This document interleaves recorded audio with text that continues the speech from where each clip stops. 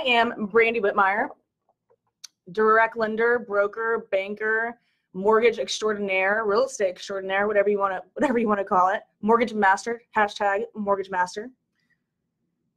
Thank you, Vince. I mean, I'm telling you, I'm so bummed that I messed up.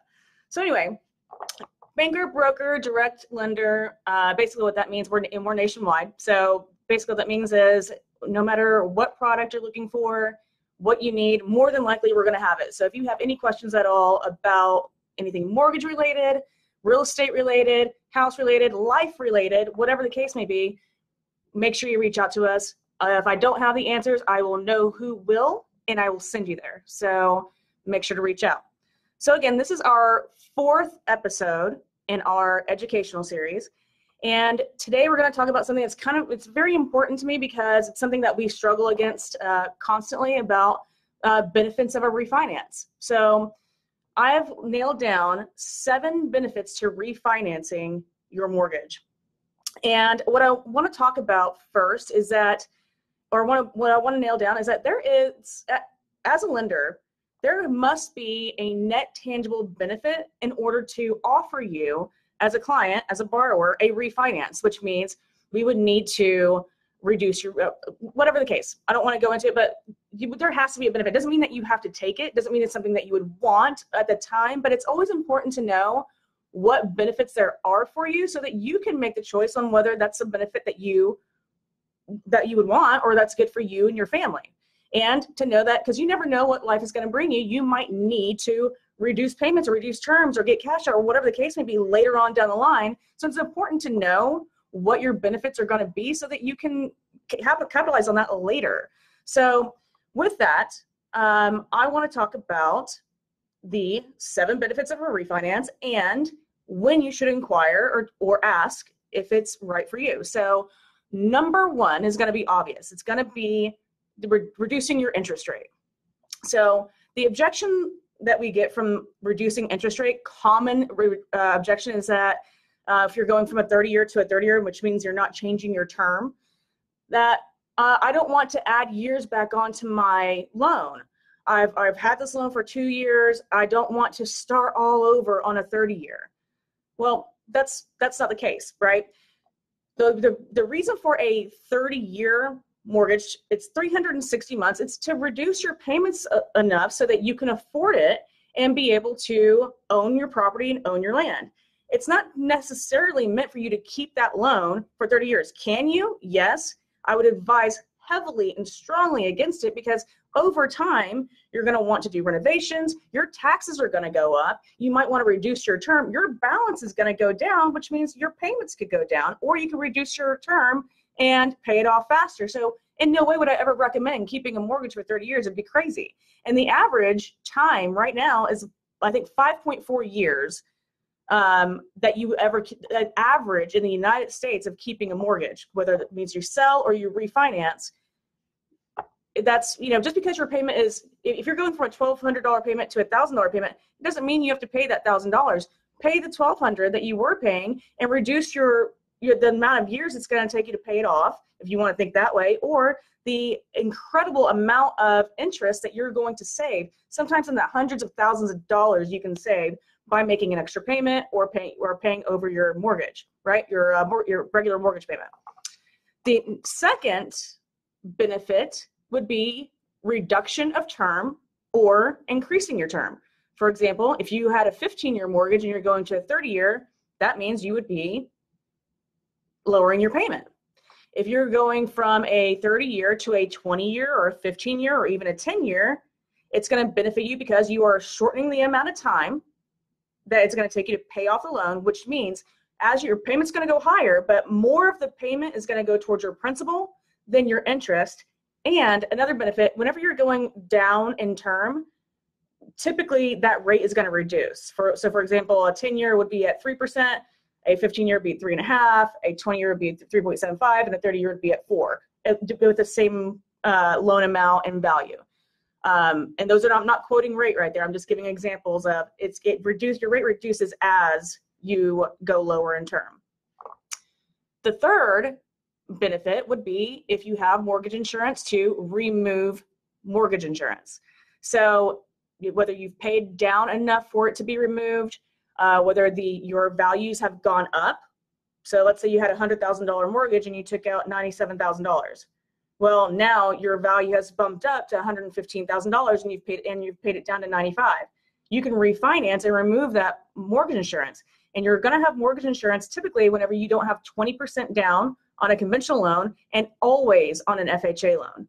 So you're always going to want to look and pay attention to see where your values are, because especially if you have mortgage insurance.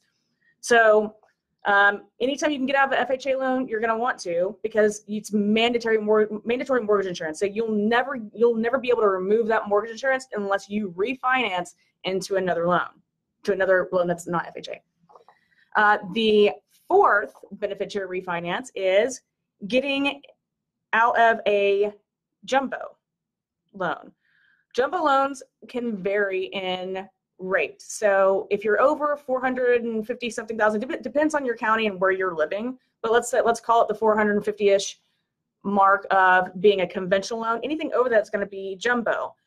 Most of the time, I'm going to look at that and say, okay, if you got into a jumbo loan, more than likely you got into an ARM, a long-term ARM, a 10-7-year ARM. So you might want to refinance back into a 30-year fixed and go conventional, or split up that loan, or pay it down to that amount so that your payment is reduced. That is leading into the fifth benefit, which is an ARM. It's always going to be a benefit if you're in an ARM to go to a fixed rate, because it's longevity, you're safe, it's a fixed rate, fixed principal and interest payment for the life of the loan, right? And I did say principal and interest because your taxes and insurance could go up. It's also a benefit to go from a fixed rate to an ARM. A lot of people think that ARMs are bad words, and they're not. There's long-term ARMs. There's ARMs that are amortized over 30 years that you can have fixed for 10 years, 7 years, or 5 years of that mortgage. So again, with the average being, let's even call it 6 years of keeping a loan, having a 10-1 ARM, or having an ARM that's fixed for 10 years is a safe bet. You'll be looking at refinancing before 10 years from now. The sixth benefit would be to do cash out. So if you have a lot of equity in your home, you might want to cash out to consolidate debt, to put your kids through college, to do renovations on your house to increase your value, or whatever the case may be. And then seventh is going to be streamline. So we offer streamline refinances on conventional loans, FHA, and VA loans. So streamline, the benefit of that is that there's very little documentation. Typically, you do not need an appraisal. I mean, it's a very quick loan, and you have to have, again, another benefit. So you're typically going to be reducing your rate, going from an ARM to a fix, but super easy loans, very non-intrusive, very little documentation, no appraisal, and we can get those things done quickly. So those are the 7 key benefits of a refinance. And the next thing is when do I look? How do I know when to refinance? What do I need to be doing?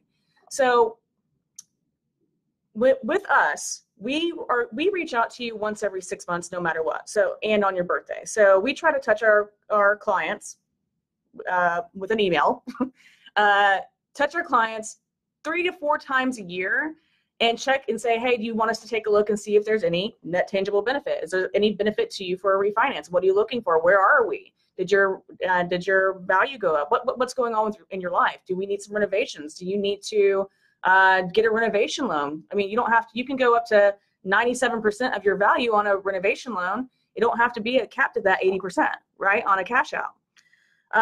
So every 6 months, you're going to want to reach out and see if there's a benefit. It's a simple email. Hey, can you take a look at my parameters? I'll send you 6 questions. I'll take a look and I'll say, okay, here's all the rates and payments. You need any cash out here, and here are your options. Here are the benefits. Here are your options of benefits for you. Anytime you hear about rates rising, you want to call and see if there's a benefit. Anytime you hear about rates decreasing, you're going to want to call and see if there's a benefit. rates rising, you might need to lock into a lower rate, or if, I had someone the other day that was like, oh, well, it looks like rates are rising. I don't want to refinance, even though I was able to reduce her by a quarter. I'm like, well, that, what? You need to do it now then. So if you hear that rates are rising, you definitely need to look at. If you hear that rates are decreasing, again, you need to come take a look. Whenever you have, whenever you see your neighbor sold a house that's very similar to yours, and it sold for $30,000-$40,000 more, you're going to want to see if there's a benefit to refinance. Do you need cash out? Do you need to remove mortgage insurance? Whatever the case may be. Do you want to reduce your term or payment?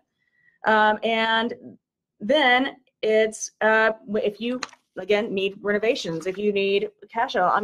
So basically, anytime you're thinking about it, anytime you hear anything, every 6 months, you just want to call, do a little check-in, just like you would do with your credit cards, and see if there's anything available for you and any benefit. So that is my story. Let me see if I have any questions. Keisha, does a bi-weekly mortgage payment also help you pay down your unpaid balance as well? Yes, the answer is yes, and here's why. A bi-weekly payment is going to have you making 26 payments in the year. So basically that's an extra payment for the year, where if you're paying monthly, then that's 12 payments. So, or 20, and if you did it bi-monthly, that would only be 24 payments. So yes, bi-weekly does help because you're only paying interest on the actual balance. So the more that you've paid down your balance, the more money is going to go, the more money on your payment every month, a little bit more goes to the principal balance instead of the interest. So yes, that does definitely help. Let's see. Yeah, thanks, Vince. I have some fun people on here. Awesome. Well, that's all I see for now. I'll go back and check it out and see if there's any other questions. Ask me anything. I will get back to you. You're always welcome to reach out. And that is the end of the 4th episode of our educational series. And I will see you next week, 6 p.m. Central Standard Time. Talk to you later.